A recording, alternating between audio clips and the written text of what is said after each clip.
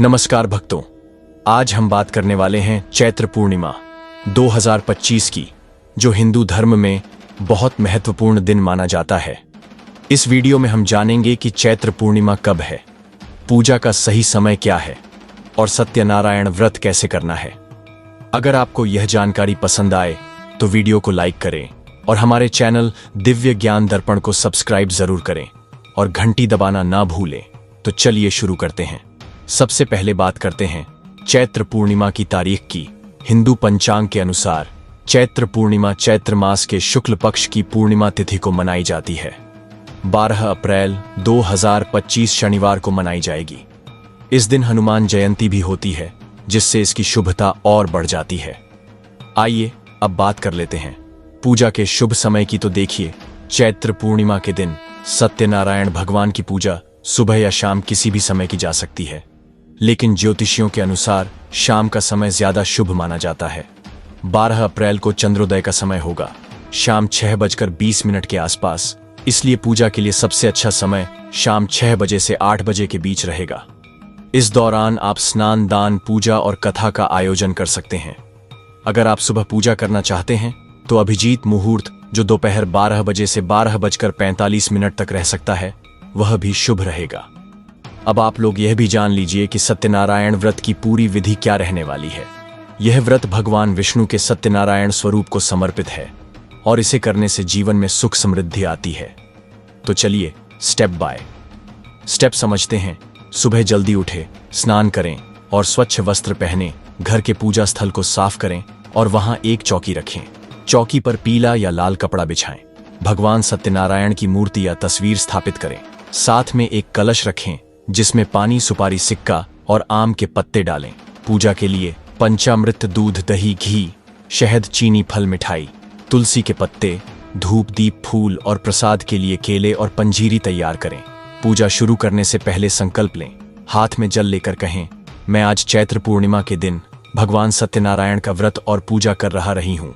मेरी मनोकामनाएं पूरी करें। सबसे पहले गणेश जी की पूजा करें, फिर सत्यनारायण भगवान को पंचामृत से स्नान कराएं, उन्हें फूल, तुलसी और भोग अर्पित करें। इसके बाद सत्यनारायण कथा पढ़ें या सुनें, फिर प्रसाद बांटें। अब आइए जानते हैं कि व्रत का पारण कब करना है। तो देखिए, रात में चंद्रमा को अर्घ्य देने के बाद प्रसाद खाकर आप व्रत खोल सकते हैं। भक्तों, सत्यनारायण व्रत का महत्व बहुत खास है। मान्यता है कि यह व्रत करने से भगवान विष्णु और माता लक्ष्मी की कृपा प्राप्त होती है। यह व्रत दुखों को दूर करता है, धन धान्य बढ़ाता है और परिवार में शांति लाता है। पौराणिक कथा के अनुसार नारद जी ने भगवान विष्णु से पूछा था कि मनुष्यों के कष्ट कैसे दूर हो, तो भगवान ने कहा, सत्यनारायण व्रत करें। इसलिए यह व्रत हर पूर्णिमा पर किया जाता है, लेकिन चैत्र पूर्णिमा पर इसका महत्व और बढ़ जाता है। तो दोस्तों, अब आप जान गए होंगे कि चैत्र पूर्णिमा 12 अप्रैल 2025 को है। पूजा का समय शाम 6 बजे से 8 बजे और सत्यनारायण व्रत की पूरी विधि। इसे अपने परिवार के साथ जरूर करें और भगवान का आशीर्वाद लें। भक्तों, लिए अब जान लेते हैं कि चैत्र पूर्णिमा के दिन कौन से ऐसे उपाय हैं जिन्हें करने से घर में सुख, शांति, समृद्धि, बरकत बनी रहती है। देखें, हमारे हिंदू धर्म में चैत्र पूर्णिमा एक महत्वपूर्ण दिन माना जाता है, जो चैत्र मास की पूर्णिमा को मनाया जाता है। इस दिन कुछ विशेष उपाय करने से घर में सुख, समृद्धि, बरकत और परिवार की खुशहाली बनी रहती है।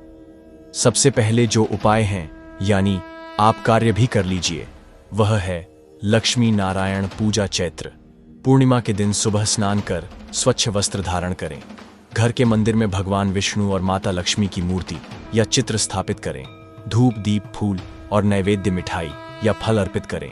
ओम नमो भगवते वासुदेवाय मंत्र का 108 बार जाप करें। इससे धन का आगमन और समृद्धि बनी रहती है। चंद्रमा को अर्घ्य देना।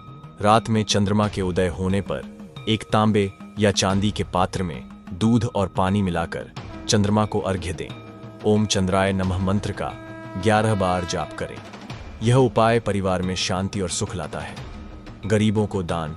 इस दिन गरीबों या जरूरतमंदों को अन्न, चावल, गेहूं, दाल का दान करें। साथ ही घर में बनी मिठाई या खीर भी दान करें। यह उपाय घर में बरकत बनाए रखता है और धन की कमी नहीं होने देता। तुलसी पूजन। घर में तुलसी के पौधे के पास घी का दीपक जलाएं और ओम नमो भगवती तुलसी देव नमः मंत्र का जाप करें। तुलसी को जल अर्पित करें। इससे घर में सकारात्मक ऊर्जा बनी रहती है और परिवार सुखी रहता है। हनुमान जी की पूजा। चैत्र पूर्णिमा के दिन हनुमान जी की पूजा करें। लाल फूल, सिंदूर और चमेली का तेल अर्पित करें। हनुमान चालीसा का 7 बार पाठ करें। यह उपाय परिवार को संकटों से बचाता है और समृद्धि लाता है। घर की सफाई और गंगा जल। सुबह घर की अच्छे से सफाई करें और गंगा जल छिड़कें। मुख्य द्वार पर स्वास्तिक बनाएं और हल्दी कुमकुम से पूजा करें। यह घर में सकारात्मकता और समृद्धि लाता है। खीर का भोग। चैत्र पूर्णिमा पर खीर बनाएं और इसे भगवान को भोग लगाकर परिवार में बांटें। खीर में तुलसी का पत्ता डालें। इससे घर में सुख, शांति और बरकत बनी रहती है। इन उपायों को श्रद्धा और विश्वास के साथ करें। यह न केवल धार्मिक दृष्टि से महत्वपूर्ण है, बल्कि मन को शांति और परिवार में एकता भी प्रदान करता है। चैत्र पूर्णिमा एक पवित्र और शुभ दिन माना जाता है। इस दिन कुछ कार्य करने से सुख, समृद्धि और शांति प्राप्त होती है। वहीं कुछ कार्यों से बचना चाहिए ताकि नकारात्मक प्रभाव ना पड़े। नीचे क्या करना चाहिए और क्या नहीं करना चाहिए दिया गया है। क्या नहीं करना चाहिए। इस दिन क्रोध, विवाद या किसी से कटु वचन बोलने से बचें। यह नकारात्मक ऊर्जा लाता है। मांसाहार, मदिरा या तामसिक भोजन से दूर रहें। यह दिन सात्विकता के लिए होता है। इस शुभ दिन पर बाल या नाखून काटने से बचें, क्योंकि इसे अशुभ माना जाता है। घर में गंदगी ना रखें और बिना स्नान किए पूजा या भोजन ना करें। इस दिन फिजूल खर्ची या जुआ, सट्टेबाजी जैसे कार्यों से बचें। धन का सम्मान करें। दिन में सोने से बचें, क्योंकि यह आलस्य बढ़ाता है और दिन की शुभता को कम करता है। मन में किसी के प्रति द्वेष या बुरी भावना ना लाएं। यह दिन प्रार्थना और शुद्धता के लिए है। इन नियमों का पालन करने से चैत्र पूर्णिमा का पूरा लाभ मिलता है। यह दिन भक्ति, शांति और समृद्धि के लिए समर्पित करें, जिससे घर परिवार में खुशहाली बनी रहे। पूर्णिमा का दिन हिंदू धर्म में बहुत पवित्र और शुभ माना जाता है। इस दिन महिलाओं के लिए कुछ विशेष कार्यों से बचना चाहिए, ताकि घर की शांति, सुख, समृद्धि और धार्मिक लाभ पर कोई नकारात्मक प्रभाव ना पड़े। नीचे पूर्णिमा के दिन महिलाओं को खास तौर पर न करने वाले कार्य दिए गए हैं। पूर्णिमा के दिन महिलाओं को यह कार्य नहीं करने चाहिए। बाल धोना या काटना। पूर्णिमा के दिन बाल धोने, काटने या संवारने से बचना चाहिए। मान्यता है कि ऐसा करने से चंद्रमा का अपमान होता है और घर में अशांति आ सकती है। नाखून काटना। इस दिन नाखून काटना अशुभ माना जाता है। इससे सकारात्मक ऊर्जा में कमी आती है और परिवार की समृद्धि पर असर पड़ सकता है। मांसाहार या तामसिक भोजन बनाना। पूर्णिमा एक सात्विक दिन है, इसलिए मांस, मछली, अंडा, लहसुन, प्याज या कोई तामसिक भोजन न बनाएं और नहीं खाएं। इससे पवित्रता भंग होती है। कपड़े धोना या सिलाई करना। कुछ परंपराओं में पूर्णिमा के दिन कपड़े धोना या सिलाई, कढ़ाई जैसे कार्य वर्जित माने जाते हैं। ऐसा माना जाता है कि यह घर की लक्ष्मी को प्रभावित कर सकता है। झगड़ा या कलह करना। महिलाओं को इस दिन पति, बच्चों या परिवार के किसी सदस्य से वाद विवाद या कटु बोलने से बचना चाहिए। यह दिन शांति और प्रेम के लिए होता है। अपवित्र अवस्था में पूजा या रसोई कार्य। यदि महिला को मासिक धर्म हो तो इस दिन पूजा, रसोई में भोजन बनाने या मंदिर में प्रवेश से बचना चाहिए। यह धार्मिक नियमों के अनुसार उचित माना जाता है। फिजूल खर्ची या अनावश्यक खरीदारी। पूर्णिमा के दिन धन का सम्मान करना चाहिए, इसलिए बिना जरूरत की चीजों पर पैसा खर्च करने से बचें। दिन में सोना। दिन के समय सोने से आलस्य बढ़ता है और पूर्णिमा की सकारात्मक ऊर्जा का लाभ नहीं मिल पाता। महिलाओं को विशेष रूप से यह ध्यान रखना चाहिए, घर में गंदगी रखना। पूर्णिमा पर घर की सफाई जरूरी है। महिलाओं को इस दिन घर को गंदा या अव्यवस्थित नहीं छोड़ना चाहिए, क्योंकि इससे नकारात्मकता आती है। महिलाओं के लिए सुझाव।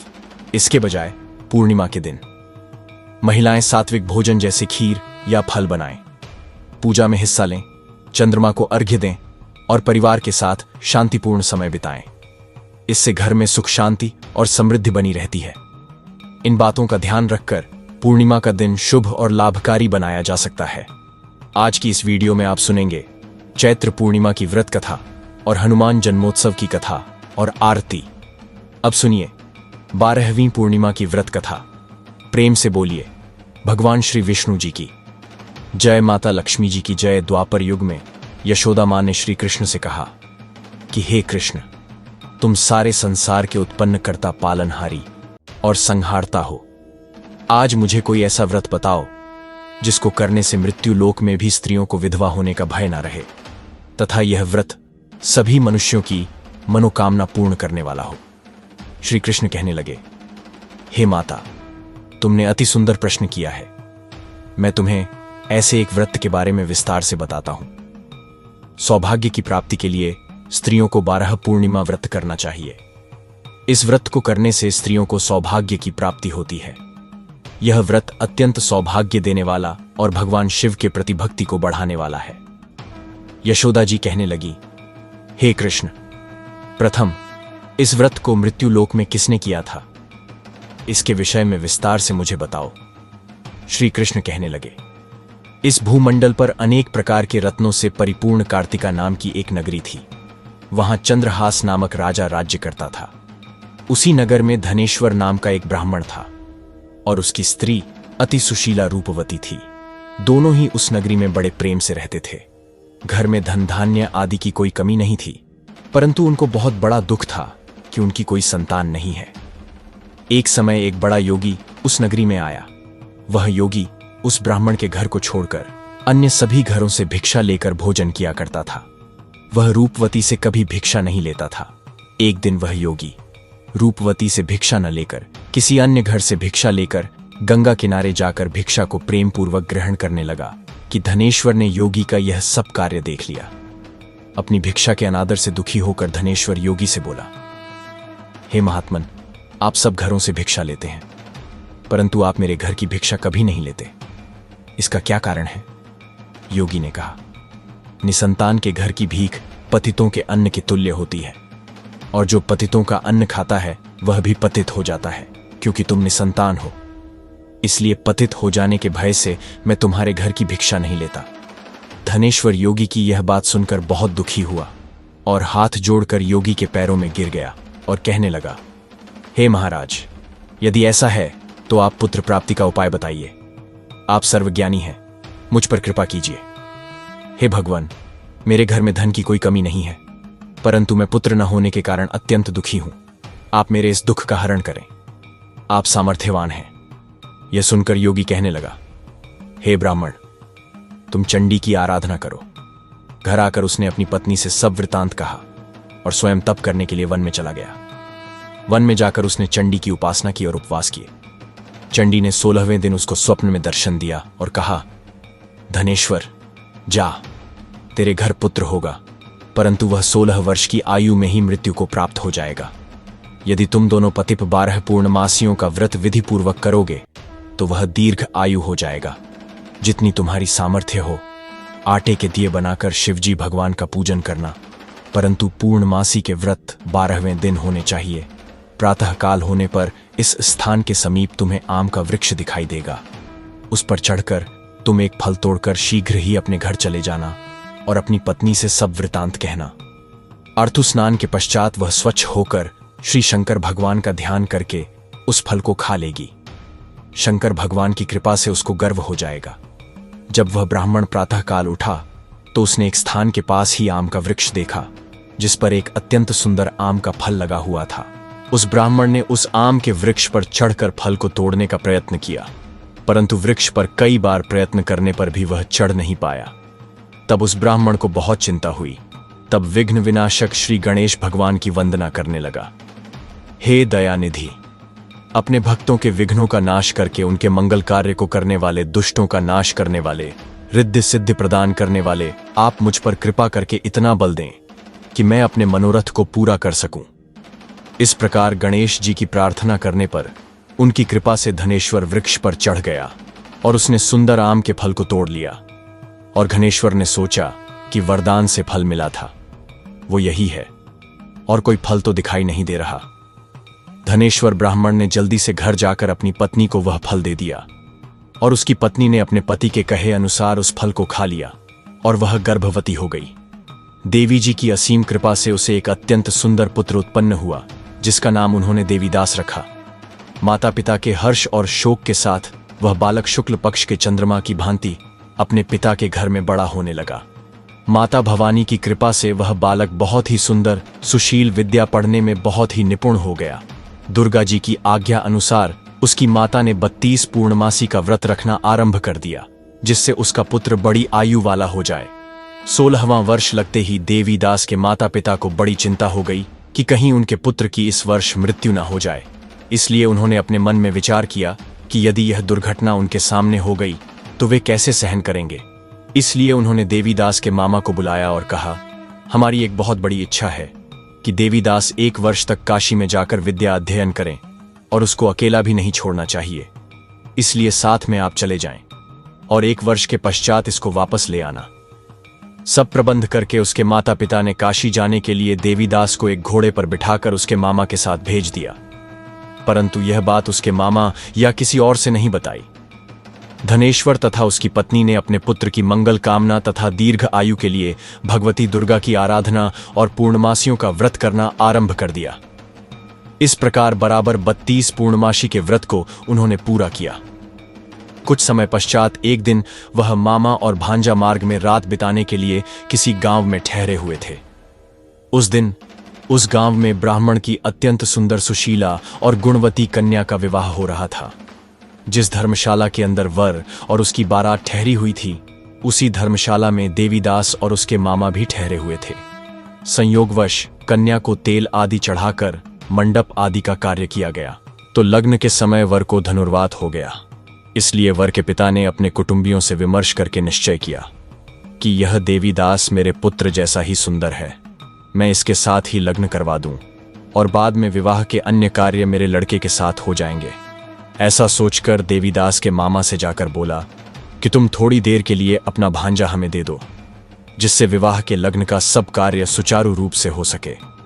तब देवीदास का मामा कहने लगा, जो कुछ भी वधू पक्ष से कन्यादान के समय वर को मिले वह सब हमें दे दिया जाए तो मेरा भांजा इस बारात का दूल्हा बन जाएगा। यह बात वर के पिता ने स्वीकार कर लेने पर उसने अपना भांजा वर बनने के लिए भेज दिया और उसके साथ सब विवाह कार्य विधिपूर्वक संपन्न हो गए। पत्नी के साथ वह भोजन करने के पश्चात बहुत उदासीन और दुखी हो गया। उसने सब बातें जो वर के पिता और उसके मामा में हुई थीं लड़की को बता दी। तब कन्या कहने लगी कि यह ब्रह्मा विवाह के विपरीत कैसे हो सकता है। देव, ब्राह्मण और अग्नि के सामने मैंने आपको ही अपना पति माना है, इसलिए आप ही मेरे पति हैं। मैं आपकी ही पत्नी रहूंगी, अन्य किसी की नहीं। देवीदास ने कहा, ऐसा मत करिए, क्योंकि मेरी आयु बहुत कम है। मेरे पश्चात आपकी क्या गति होगी, इन बातों को अच्छी तरह विचार कर लो। परंतु वह दृढ़ विचारों वाली लड़की थी। वह बोली, जो आपकी गति होगी वही मेरी गति होगी। प्रातःकाल देवीदास ने अपनी पत्नी को 3 नागों से जड़ी हुई एक अंगूठी दी, एक रुमाल दिया और बोला, हे प्रिय, इसे लो और संकेत समझकर स्थिर चित्त हो जाओ। मेरा मरण और जीवन जानने के लिए एक पुष्प वाटिका बना लो, उसमें सुगंधी वाली एक नवमलिका लगाओ और उसको प्रतिदिन जल से सींचा करो और आनंद के साथ खेलो, कूदो और उत्सव मनाओ। जिस समय और जिस दिन मेरा प्रणात होगा यह फूल सूख जाएंगे और जब यह फिर से हरे हो जाए तो समझ लेना मैं जीवित हूं। ये बात निश्चय करके समझ लेना, इसमें कोई भी संशय नहीं है। इतना कहकर देवीदास वहां से चला गया और प्रातःकाल होते ही वहां पर गाजे बाजे बजने लगे। और जिस समय विवाह कार्य समाप्त करने के लिए वर तथा सब बाराती मंडप में आए तो कन्या ने वर को भली प्रकार से देखकर अपने पिता से कहा, यह मेरा पति नहीं है। मेरा पति वही है जिसके साथ रात्रि में मेरा पानी ग्रहण हुआ था, इसके साथ मेरा विवाह नहीं हुआ है। यदि यह वही पुरुष है तो बताइए कि मैंने इसको क्या दिया। वधू पक्ष और कन्या पक्ष कन्यादान के समय जो आभूषण आदि दिए गए थे वो दिखाए, तथा रात में क्या गुप्त बातें मैंने इनसे कहीं वह सब सुनाइए। पिता ने उसके कहे अनुसार वर को बुलाया। कन्या की यह सब बातें सुनकर वह कहने लगा, मैं नहीं जानता। इसके पश्चात लज्जित होकर वह वहां से चला गया और सारी बारात भी अपमानित होकर वहां से लौट गई।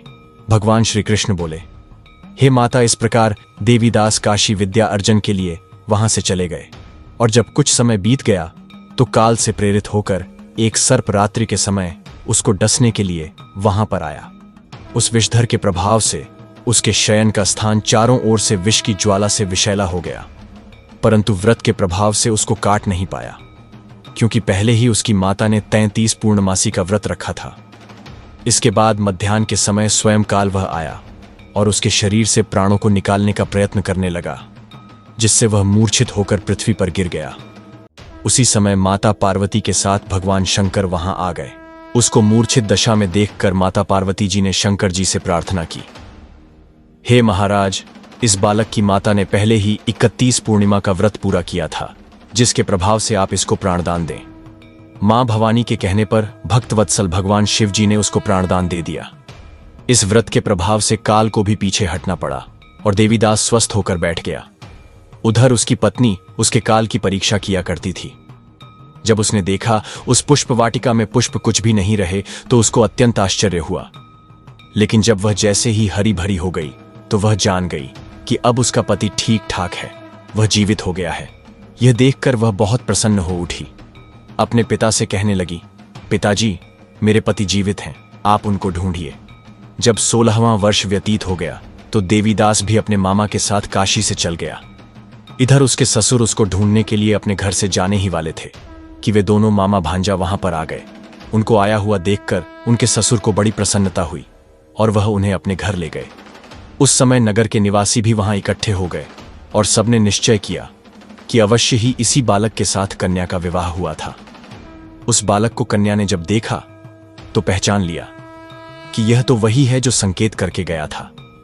कुछ दिन बाद देवीदास ने अपनी पत्नी और मामा के साथ अपने ससुर के घर से बहुत सारे उपहार लेकर अपने माता पिता के घर गए। अपने गांव के निकट पहुंचने पर कई लोग उसके माता पिता को पहले ही खबर देने चले गए कि तुम्हारा पुत्र देवीदास अपनी पत्नी और मामा के सहित आ रहा है। ऐसा समाचार सुनकर माता पिता को विश्वास नहीं हुआ, परंतु जब और लोगों ने भी आकर यही बात उन्हें बताई तो उनको बड़ा आश्चर्य हुआ। लेकिन थोड़ी देर में देवीदास ने आकर अपने माता पिता के चरणों में अपना सर रखकर प्रणाम किया और उसकी पत्नी ने अपने सास ससुर के चरणों को स्पर्श किया तो माता पिता ने अपने पुत्र और पुत्र वधू को हृदय से लगा लिया और दोनों की आंखों में प्रेम अश्रु बहने लगे। अपने पुत्र और पुत्र वधू के आने की खुशी में धनेश्वर ने बड़ा ही भारी उत्सव किया और ब्राह्मणों को दान दक्षिणा देकर प्रसन्न किया।